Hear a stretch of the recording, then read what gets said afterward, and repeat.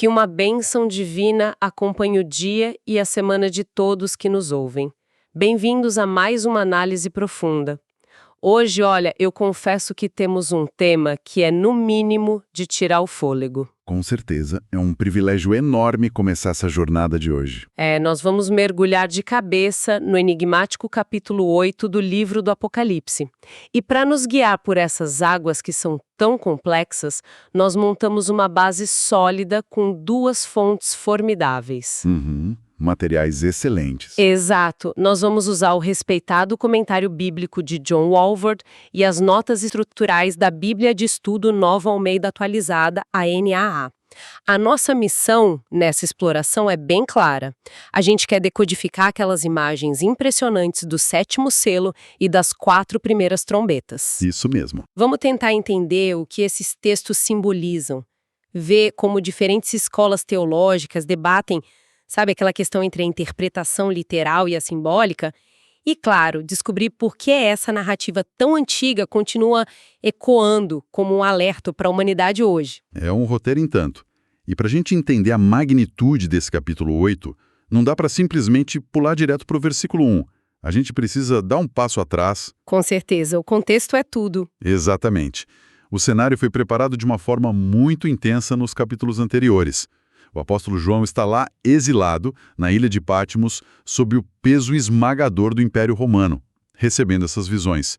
E ele já testemunhou a abertura dos 6 primeiros selos daquele rolo misterioso. E não foram selos nada tranquilos, né? Nossa, de forma alguma. Tivemos visões de cavaleiros trazendo guerras globais, fomes extremas, os mártires clamando por justiça debaixo do altar, e até um cataclismo cósmico que fez os poderosos da Terra implorarem para que as montanhas caíssem sobre eles. Foi uma sequência implacável. Uma preparação gigantesca. Sim, e então o texto nos leva ao limiar do 7º selo. A tensão acumulada nesse ponto da narrativa é absoluta. E antes da gente entrar no 7º selo de fato, lendo as nossas fontes, fica muito clara a estrutura que o Apocalipse adota. E eu acho importante estabelecer isso para quem está acompanhando a nossa análise. Claro, a estrutura muda tudo. Sabe aquela tradicional boneca russa, a matrioska? Que quando você abre, revela outra menor lá dentro e depois outra? Sim, ótima imagem. Pois é, pelo que o comentário do Walvoord explica, os juízos do Apocalipse funcionam exatamente assim. O 7º selo não é apenas mais um evento numa lista simples de 1 a 7. Na verdade, ele contém as 7 trombetas dentro dele. E mais pra frente, a 7ª trombeta vai conter as 7 taças da ira. É um desdobramento contínuo. Exato. Não é uma linha reta, é algo que vai se abrindo e revelando mais coisas. Essa analogia da boneca russa é perfeita. O 7º selo é o gatilho que libera a próxima grande série de eventos. E o que é fascinante, e o Walvoord destaca muito isso, é o contraste brutal que acontece no exato momento da abertura. O famoso silêncio. Isso. No versículo 1, João diz que quando o Cordeiro abriu o 7º selo, houve silêncio no céu durante cerca de meia hora. E a gente precisa pensar no peso disso. Até esse momento, o céu foi descrito como um lugar de ruído quase ensurdecedor. Multidões cantando, anjos. Exato, multidões incontáveis de anjos, os seres viventes, os anciãos, louvando incessantemente dia e noite, sem contar os trovões que saíam do trono de Deus. E de repente o som simplesmente acaba. 30 minutos de silêncio absoluto, num ambiente que nunca para. Deve ser, no mínimo, perturbador. O que esse apagão sonoro repentino quer comunicar? É uma pausa para o café celestial? Longe disso. O Walvoord traz uma explicação que captura muito bem a essência da cena. Ele compara isso ao ambiente de um tribunal de alta instância. Interessante. Imagine o salão lotado, o burburinho das pessoas, a tensão do julgamento correndo solta. Então, o líder do júri se levanta. Ele está com um envelope na mão para ler o veredito final que vai decidir o destino do réu. Naquele exato instante, ninguém ousa respirar. Aquele silêncio pesado, denso, toma conta de tudo. É a expectativa aterrorizante do que está prestes a ser pronunciado. Nossa. O silêncio no céu É o universo inteiro prendendo a respiração diante do juízo iminente. Mas as notas da Bíblia de Estudo NAA adicionam uma camada um pouco diferente a esse silêncio, não é? Porque, numa primeira leitura, alguém desavisado poderia pensar que Deus ficou chocado com a própria criação, ou que houve uma espécie de paralisia no céu diante de tanto caos. Sim, é um ponto crucial. A NA faz questão de sublinhar que esse período de meia hora não denota indolência, nem apatia ou choque por parte de Deus. O silêncio é lido como um sinal magistral da paciência divina. Paciência. Isso. É como se a graça de Deus estivesse segurando o relógio por um último e dramático instante, retardando o cataclismo. É uma pausa cósmica que estende mesmo ali no limite do fim a oportunidade de arrependimento para a humanidade. Uma última chance antes da tempestade explodir de vez. Exatamente. E assim que esse silêncio termina, a cortina se abre para uma nova cena. João vê 7 anjos em pé diante de Deus. A posição deles já indica uma autoridade imensa, e a eles são entregues 7 trompetas. Só que antes que eles toquem qualquer nota, a câmera da visão de João, por assim dizer, desvia para um outro anjo que se aproxima do altar. Ele está segurando um incensário de ouro, e o texto diz que lhe foi dado muito incenso para oferecer com as orações de todos os santos. E aí existe um debate teológico e tanto sobre a identidade desse anjo em particular. Sem dúvida. A identidade desse outro anjo divide bastante as opiniões nas nossas fontes. Uma ala de estudiosos acredita que se trata simplesmente de um anjo de patente altíssima, encarregado de uma função litúrgica específica ali no céu. Certo. No entanto, o Walvoord dedica um bom espaço para defender a outra visão, que é teologicamente muito mais densa. Ele argumenta que esse anjo seria o próprio Jesus Cristo atuando na sua função de sumo sacerdote. Ah, interessante. A base para isso é que, de acordo com as Escrituras, a mediação das orações humanas diante de Deus é um papel exclusivo de Cristo.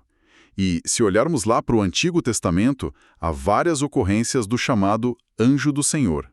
Muitos teólogos identificam essa figura como aparições de Cristo antes da sua encarnação. Portanto, há uma base sólida para ver essa cena como o próprio Cristo recebendo o clamor do seu povo. E independentemente de qual linha de interpretação a pessoa siga sobre quem é o anjo, a mecânica da cena é de arrepiar. Porque o incenso representa as orações dos santos.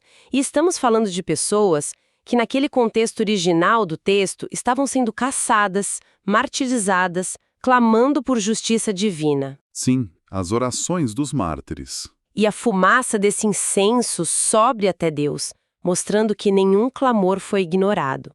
Mas a parte que me deixa perplexa é o que acontece logo depois. O anjo pega esse mesmo incensário, enche com o fogo do altar e atira para a terra. O resultado são trovões, relâmpagos e um terremoto. É uma mudança brusca. Peraí, as orações de socorro se transformam em fogo atirado na terra. É um simbolismo muito poderoso sobre como a justiça divina funciona. O que o Walvoord e os comentaristas da NAI apontam é uma relação direta de causa e efeito. As orações não sobem para o vazio, elas sobem direto para o trono. E o incensário, que é o instrumento de intercessão e graça, torna-se subitamente o instrumento do juízo. O fogo atirado à terra nos diz que os cataclismos que estão prestes a começar com as trombetas não são acidentes naturais, não são fúria descontrolada. Eles são a resposta exata e medida do céu às orações feitas na terra. É a justiça sendo ativada porque os justos clamaram por ela. Isso muda a perspectiva de tudo. Os juízos da terra são ecos das orações feitas no céu. É uma conexão fascinante. E então, os 7 anjos se preparam para tocar. Mas antes de entrarmos no nível de destruição da primeira trombeta, eu acho que a gente precisa esmiuçar o símbolo do instrumento em si. Por que trombetas? A nossa audiência está acostumada com trombetas em bandas sinfônicas, mas no mundo antigo o papel era bem diferente. O instrumento tem uma carga histórica gigantesca para a nação de Israel. No Antigo Testamento, as trombetas eram o principal sistema de comunicação de massa, Quando o acampamento de Israel precisava se mover no deserto, as trombetas soavam. Uma espécie de alto-falante da época. Exato. Para convocar o povo para uma assembleia solene, tocavam-se as trombetas. Mas, de forma muito pertinente para o Apocalipse, elas eram um alarme de guerra. O som estridente da trombeta no meio do caos de uma batalha servia para direcionar os soldados, alertar sobre a aproximação do inimigo ou anunciar um perigo iminente. Faz todo sentido. Então, no texto de João, elas funcionam basicamente como sirenes de ataque aéreo. Elas não são um som suave musical. São um alarme perfurante sobre a ira que está chegando. E Aná faz um apontamento crucial sobre o raio de alcance desses alarmes, porque a destruição é enorme, mas não é total. Correto. Há um padrão matemático muito específico que se repete ao longo dessas trombetas, a fração de 1/3. Sim, 1/3 de tudo. 1/3 parte da terra, 1/3 parte do mar, dos rios, do sol. Esse limite demonstra duas coisas. Primeiro, a gravidade absurda do evento, que afeta uma porção colossal do planeta. Segundo, e paradoxalmente, a misericórdia limitadora de Deus. O objetivo primário das trombetas não é a aniquilação completa da humanidade de uma só vez. O propósito é chocar os habitantes da Terra e chamá-los ao arrependimento antes que as taças da ira sejam derramadas mais tarde. É como um aviso severo, um choque de realidade antes do colapso definitivo. Exatamente isso. Então, o primeiro anjo toca a trombeta. O versículo 7 diz que houve granizo e fogo misturados com sangue, e isso foi atirado à terra. O resultado: 1/3 parte da terra foi queimada, 1/3 das árvores e toda a grama verde. Quando a gente lê isso, a primeira coisa que vem à mente é uma cena de proporções bíblicas clássicas. E a sua associação está totalmente correta. O texto deliberadamente cria um eco com o livro de Êxodo, lá no Antigo Testamento.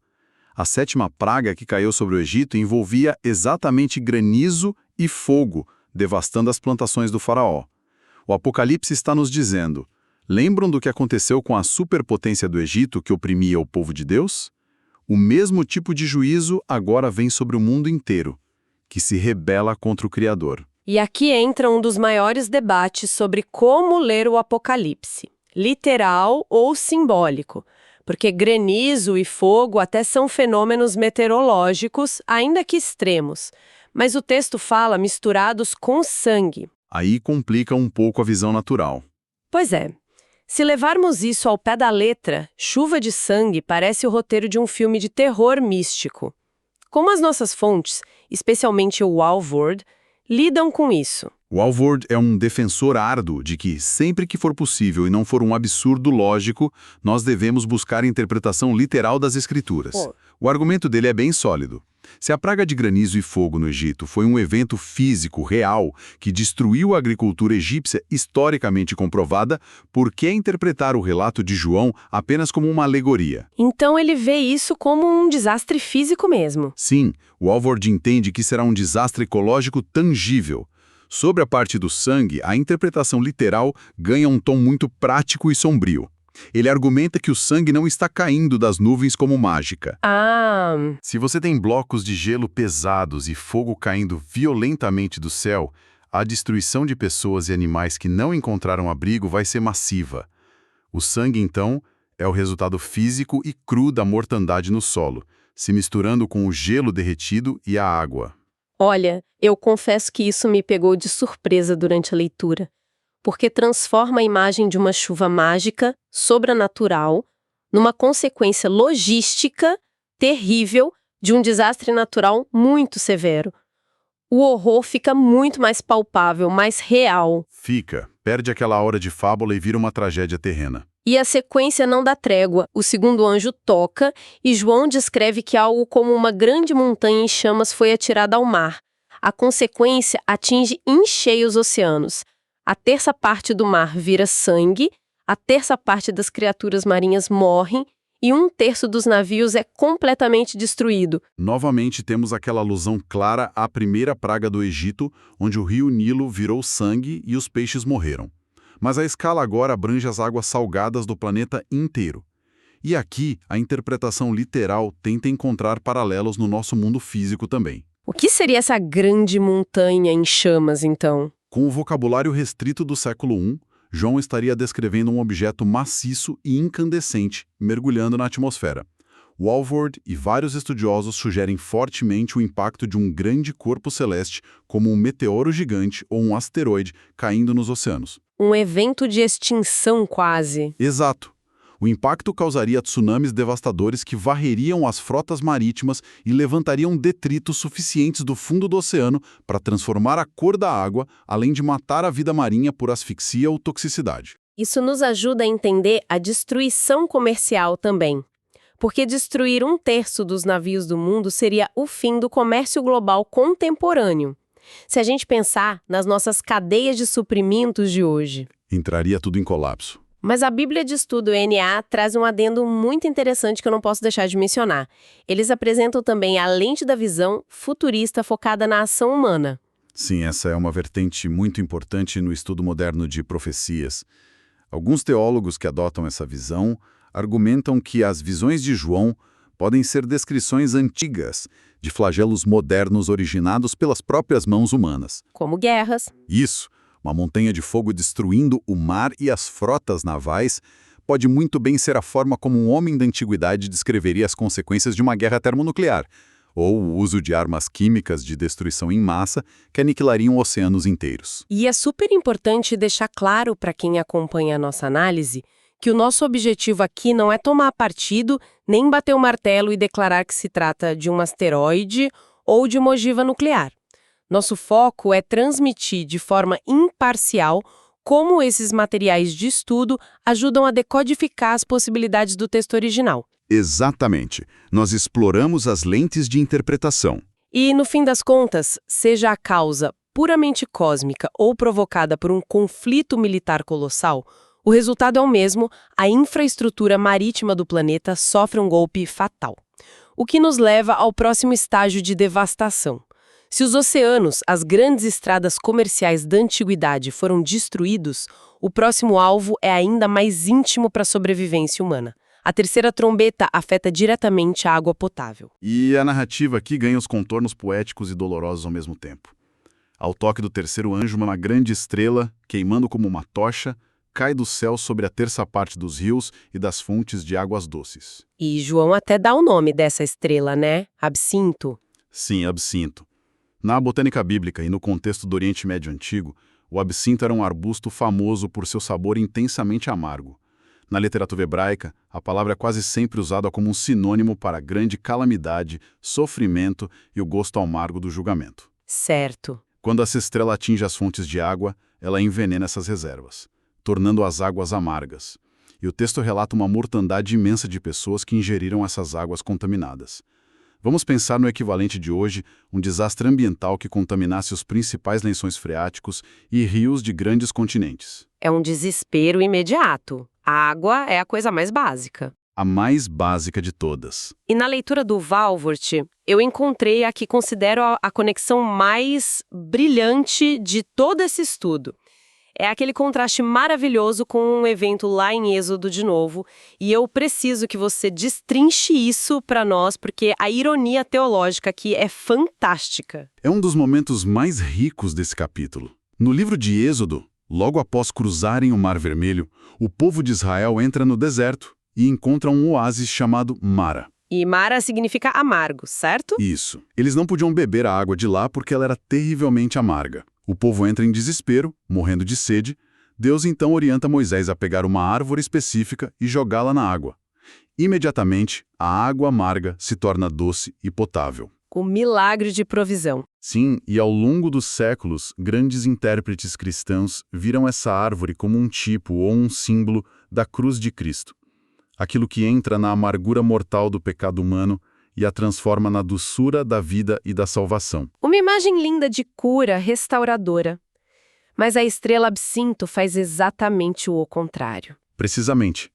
Walvoord destaca que o juízo da terceira trombeta reverte o milagre de Mara. A estrela absinto não transforma a morte em vida. Ela pega a água doce, que é o símbolo máximo da manutenção da vida e da provisão divina diária, e a transforma em algo letal. Aquilo que as pessoas buscariam desesperadamente para matar a sede se torna o próprio veneno que as mata. Sim, E do ponto de vista teológico, simboliza o julgamento que pega as esperanças da humanidade rebelde e as converte em amargura e ruína absolutas. Própria água trazendo o fim. É o cenário de um planeta literalmente virado do avesso. E a progressão dessa crise não para por aí.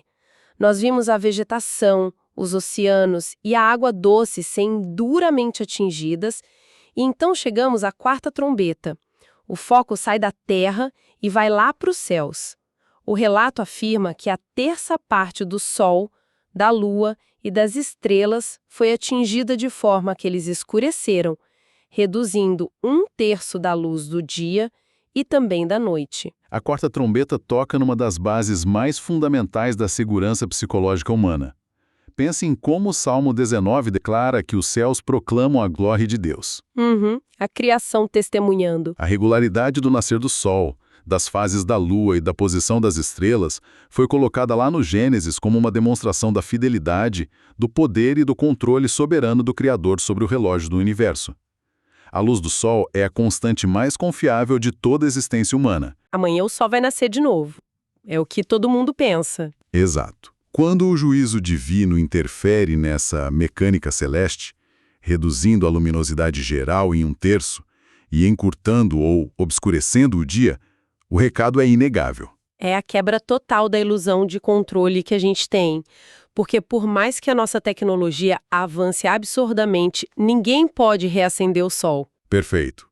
Se uma tempestade destrói as plantações, a humanidade vai lá e reconstrói. Se a água superficial acaba, procuramos fontes mais profundas, cavamos poços. Sempre damos um jeito. Mas quando o sol perde sua força regular e a escuridão se alonga de forma assustadora, a fragilidade humana é exposta de forma aterradora. É o momento em que se torna impossível para qualquer governante, cientista ou nação negar a intervenção direta de uma força imensamente superior operando o maquinário do cosmos. O obscurecimento dos astros é ao mesmo tempo um desastre ambiental e um choque de realidade espiritual profundo. É o tipo de escuridão que mexe com a mente da pessoa. E a gente poderia pensar que após a destruição da flora, dos mares, da água doce e de parte da luz cósmica, nós já vimos o pior que o Apocalipse tem a oferecer neste momento. Seria lógico pensar assim. Mas João termina o capítulo 8 com um detalhe muito sombrio. Ele vê e ouve uma águia. E é interessante que em alguns manuscritos mais antigos, a palavra é de fato águia voando pelo meio do céu. E ela grita com uma voz muito forte: ai, ai, ai dos que moram na terra, por causa do som das outras trombetas que os 3 anjos ainda vão tocar. Este é estruturalmente o aviso de transição mais severo de todo o livro do Apocalipse. Se acompanharmos a linha do tempo, a águia pronuncia 3 ais. E o que isso significa na exegese? Cada ai corresponde a uma das 3 trombetas restantes, a quinta, a sexta e a sétima. Certo. O que este ser celestial está transmitindo é um aviso terrível de que os eventos que ocorreram até agora, o colapso do meio ambiente e o terror astronômico, foram eventos puramente físicos. Por mais severos que sejam, foram limitados à infraestrutura do planeta. O aviso da águia sinaliza uma mudança drástica de categoria. As coisas vão piorar de um jeito diferente. Sim. As próximas trombetas vão liberar juízos que assumem uma dimensão de tormento espiritual e demoníaco direto sobre aqueles que habitam a Terra e persistem em sua rebelião. Basicamente, a águia está sobrevoando um mundo devastado e dizendo: vocês acharam que chuva de fogo e oceanos envenenados foram as piores partes? Preparem-se. É bem isso. O pior ainda nem começou. As forças do tormento vão além da ecologia e entrarão no âmbito sobrenatural direto contra as pessoas. É o alerta definitivo de que o alarme da misericórdia divina tocou, avisou, restringiu o dano àquele limite de 1/3, mas a insistência na autonomia longe do Criador trará consequências ainda mais profundas nos capítulos seguintes. Uau! Nós cobrimos um território assustador e maravilhoso ao mesmo tempo nas fontes de hoje. Esse detalhamento da mecânica do juízo mostra um cenário muito complexo. Muito rico em detalhes teológicos. Sim, vimos o silêncio da paciência celestial. Vimos a justiça divina respondendo perfeitamente ao clamor das orações dos sofredores com o incensário, e vimos as trombetas soando limites bem precisos de impacto físico. E enquanto a gente estudava, e agora caminhando para a nossa conclusão, eu fiquei pensando bastante no propósito real deste texto para os primeiros leitores. Que é um aspecto vital para aplicarmos essa leitura histórica na nossa prática atual, né? Com certeza. Nós falamos muito hoje sobre a destruição física e os aspectos quase cinematográficos do fim do mundo. Mas a gente tem que lembrar que o livro de Apocalipse foi originalmente enviado a uma rede de igrejas que estava sendo brutalmente esmagada pelo Império Romano. Perseguidos diariamente. Pessoas estavam perdendo as suas propriedades, famílias e até suas vidas nas arenas. E fica a reflexão para quem nos acompanha. Nós lemos isso hoje e sentimos um certo fascínio ou até um temor apocalíptico. Mas como será que o simples ato de ler pela primeira vez lá no século I sobre a justiça final e implacável de Deus funcionando serviu de um consolo imenso para quem não tinha esperança nenhuma contra Roma? O contexto inverte a percepção do texto. Exatamente. Como é diferente a nossa ótica de conforto atual em comparação a um grupo de pessoas que viam no fim do mundo a única possibilidade de uma verdadeira justiça ser feita a favor deles. É uma maneira totalmente diferente de encarar a narrativa. E ainda adiciono outra provocação para o pessoal que nos escuta. Qual seria? Se os elementos básicos da vida, a grama verde, a água limpa para beber e a constância da luz do sol são presentes divinos que muitas vezes nós nem valorizamos, como a leitura destes textos pode mudar a nossa gratidão diária pelo mundo comum ao nosso redor, mesmo antes da gente pensar no fim dos tempos? Fique essa provocação na mente de cada um que acompanhou essa imersão conosco. É uma excelente forma de transferir a visão assustadora do futuro para a gratidão e o conforto espiritual no presente, um lembrete poderoso. Foi uma jornada espetacular destrinchar essas fontes com você hoje. Que Deus abençoe todos os ouvintes